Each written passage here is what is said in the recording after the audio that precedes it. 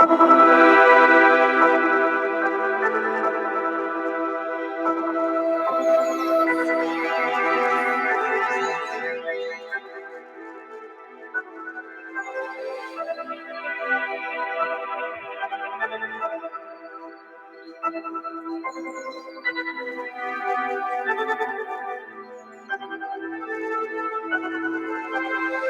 spiritual beings having a human experience.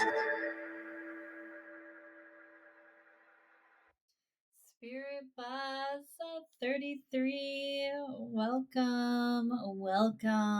Episode number 41. Thank you for being here. Thank you for having this earth experience the same time as me.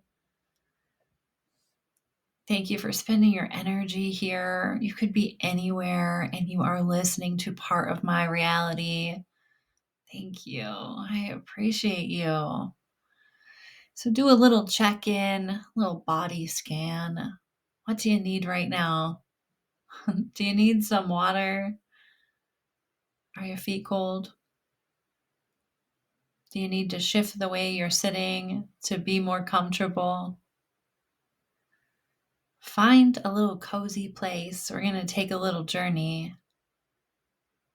First, we're going to lean into a neural connection meditation drawn from Jacobo Grinberg's work. So I invite you, to sit in a comfortable space.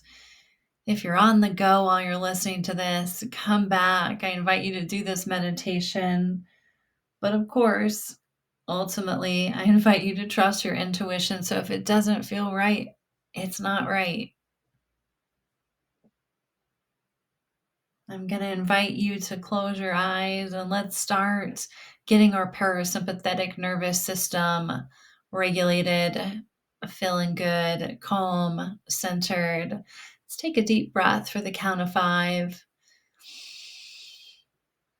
and release for the count of 7. Again, count of 5, inhale. Exhale, count to 7. One more time. Inhale, count to 5. Exhale, count to 7.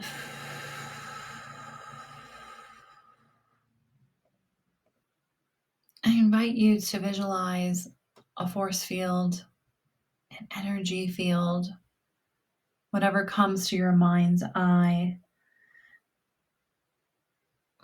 It's one that we have the ability to tap into, as if we are an antenna, the energy connecting to our third eye, our pineal gland.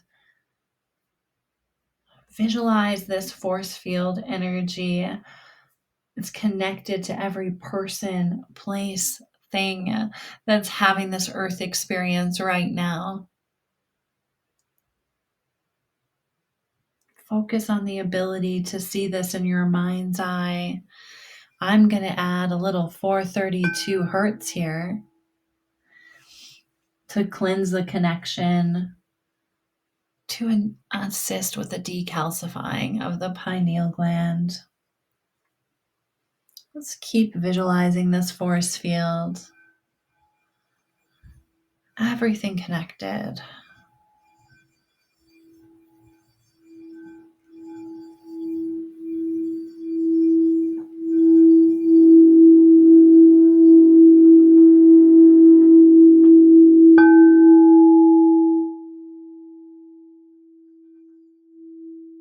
It's a collective force field that everyone has access to.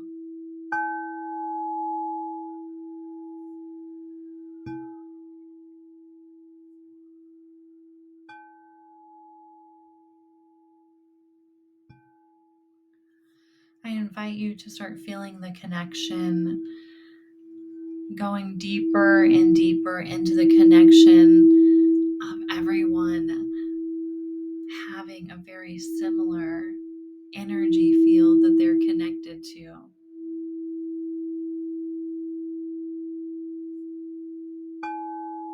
That connection to others keeps getting stronger and stronger.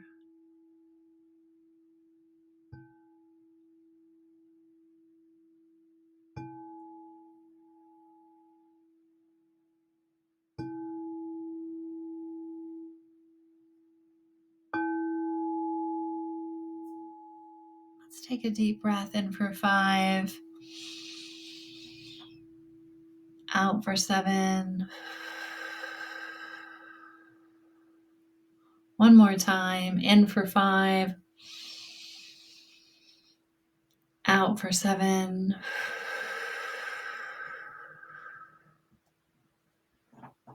I invite you to open your eyes very slowly, and once they are completely open, I encourage you to smile.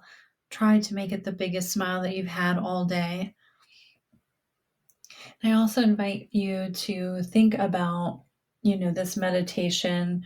Obviously, I did it, fast for the, sake of attention spans and podcasts, but think about it, what you would do different, take in your own intuitive guidance system with this.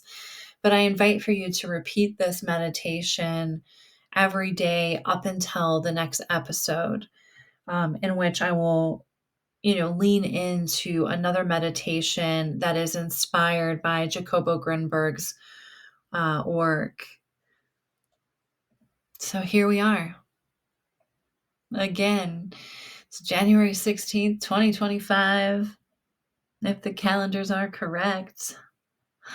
This last week was a vibe. It was a waterfall of downloads and so many synchronicities. I like to take you on a little journey of the week. And for me, it all began with critical mass theory. So it's a theory that proposes that a small group of committed people can change social norms if the group reaches a certain size. So we've seen this many times. We've seen it through trends, through social movements, through major shifts happening in the collective. We see this when it comes to ascension, to spiritual awakening, collective awareness, collective consciousness. This is not the first time that a collective or a massive collective shift has happened. Perhaps the old buildings, cobblestone roads, free energy, bells have a tale to tell. But from what we can access, or from what I was able to find, is a mass awakening occurred in 1685 to 1815, the Age of Enlightenment, or called the First Great Awakening. The one that I'm most familiar with, perhaps you are too, is the huge shift of the 60s and 70s, in which we have a lot of access to many different teachings from that time. This time period was such a great example of critical mass theory. So here we are again.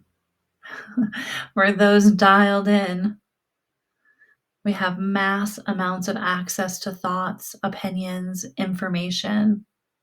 So with all that information, even if the majority sounds different, here we are with groups forming that speak a different language than the masses, that are on the same frequency. It's a group that sees the duality. It sees the darkness of this experience and walks through it, emerging into a self that desires to eradicate suffering. Ram Dass shares, your work on yourself is to get yourself in a position where you can see it all. Think about that.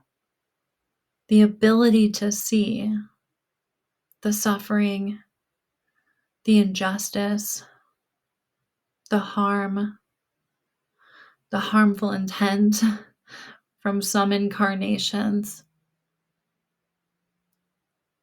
Ram Dass goes on to say, enough to understand what is the optimum act that you can do to relieve human suffering. A personalized journey, a purpose-filled journey for each of us that can see the yin-yang, the duality. It's a trail of breadcrumbs, of synchronicities, signs like illuminating your way. It's releasing the emotions that come with knowing that the suffering is there, and focus on what is within your circle of control. Rippling out service to others without harming yourself, loving others without turning your back on yourself, and seeing everyone, everything as a reflection, an image of source energy. Remember, this is not people pleasing. You are not the yes person. Sometimes serving others is saying no. And you find people that have the same frequency that radiates loving awareness, and you shine with them without attachment. Some you're only able to sit with for short stays. You're working on your judgments, your assumptions. You know it's awkward. It's uncomfortable being a soul in a body. And many snags that you have with people are just them trying to handle that sensitivity to the uncomfortableness. Knowing some people are going to be snagged by you. Realizing this attachment to being seen in a certain way. Releasing the attachment of being liked, being understood. Sri Swami Jyotimayananda shares, will the people smell my fragrance? The ones that don't, that is good. It allows space to cultivate strength, authenticity of self. The more we bloom with authenticity, the more fragrance it attracts.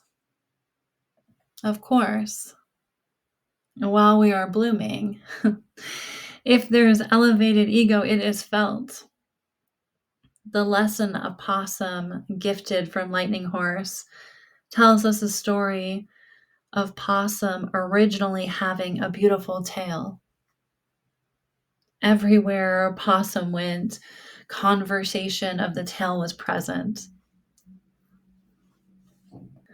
When any animal was around, Possum would admire and with great enthusiasm tell anyone about how magnificent and gorgeous tail was.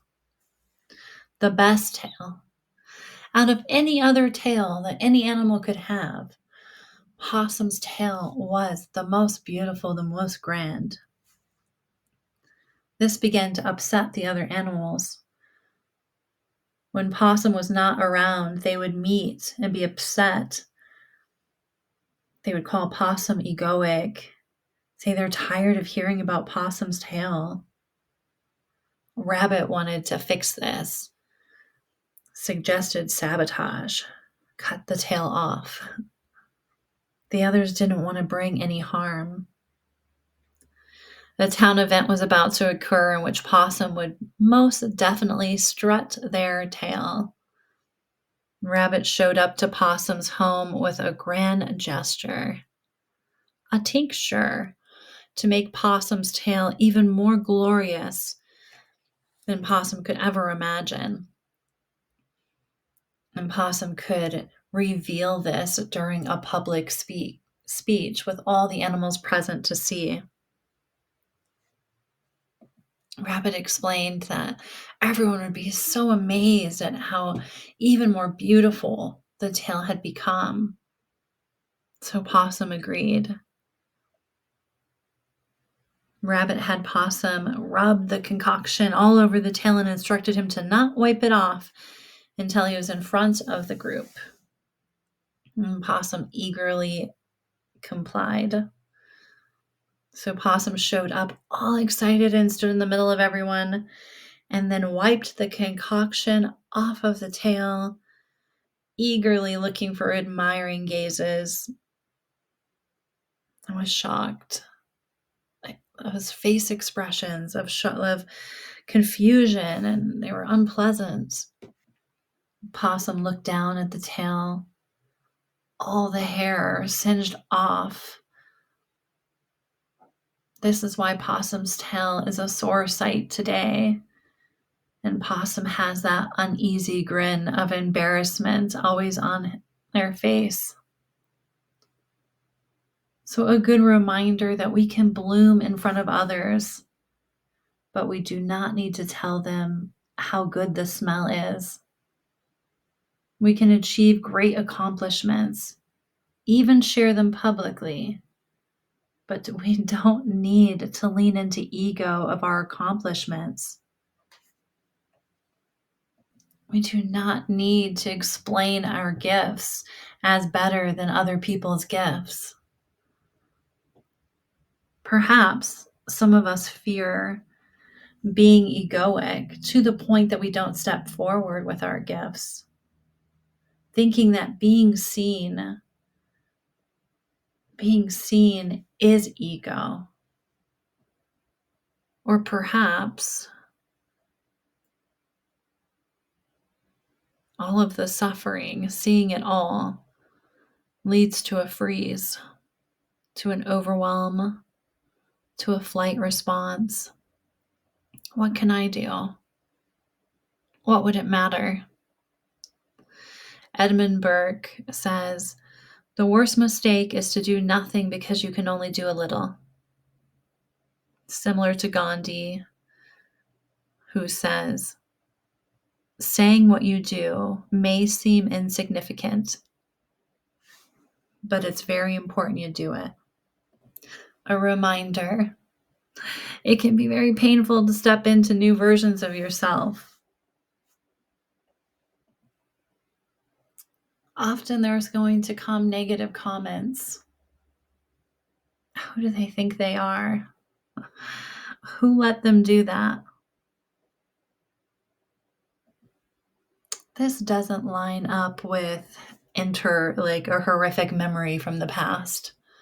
They're not that person. A reminder that we are all growing up in front of one another. Seeing someone change and evolve into many different versions of themselves is a sacred experience. Instead of holding on to someone's past self as their true self, let's hold the door open for their new self. Because you are the bridge. You are a teacher amongst the misfits, the outcasts, the black sheep. You are also the student. There is such a gratitude available for not fitting in. Once we start stepping into our authenticity, we realize how precious it is to not be like everyone else. I'm guessing if you're still listening here, that might resonate. A 3-card reading from the Osho deck. Beautiful. First card, comparison. I think many of us can relate that from an early age, we start, comparing ourselves to other people. It's like we're trying to figure out who we are, and we're seeing other people around us, our peers, especially during school, and we start to kind of question, Why am I not like that? Why is that different? Why do they have a mom and dad at home and I don't? Why do they have that color hair and I don't? We start doing that comparison. We start to realize our own individuality, which I think has a lot of purpose. But then we get to the point where the comparison starts to hold us back. We start to focus on, why is my body not looking like that body? Why am I the way that I am? And we get so caught up in that comparison that we forget that we're here to have our earth experience. Not the other person's, not anyone else's. We're here to have our own earth experience just the way that we are right now. In fact, in some belief systems, we chose this experience, this body, these challenges. Of course, a free will is present here during Earth School, so maybe some of the details we chose aren't exactly the same, but the gist of it. Second card, consciousness. You are the only one having this individual experience. There is not another you. There is not another consciousness that is exactly you. So let's stop. Let's dive into ourselves. Who are you? What do you like? How can you be of service? What is your purpose? What do you want to experience during this time, and how can you do it allowing your consciousness to completely show up in this loving awareness? Last card, breakthrough. This has been a repetitive card this week. It's recognizing you've survived 100% of all your hardest days so far. You've had many, many breakthroughs. So many, in fact, that you wouldn't even be able to recall them all right now if you even tried to write them down. You're going through breakthroughs right now. You're going to go through many more. I think we're going through a very interesting time period right now. Depending on what station you're dialed into, I suppose. So I think it's time for us to really stand tall in our authenticity, to shine bright, so that so we can find each other. The mystics, the outcasts, the peacekeepers, the truthers, the seekers, lightworkers, starseeds, indigo, psychics, mediums. Am I repeating myself now? I don't know. Again, I'm so blessed to be having this earth experience at the same time as you. If you are here at the end here, if you listened all the way through, please leave a comment. Let me know who you are. I'll see you next week.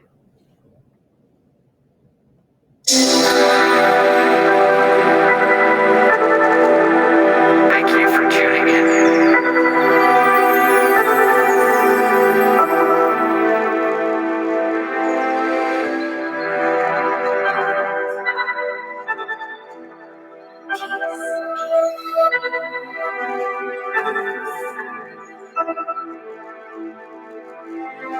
We are spiritual beings having a human experience.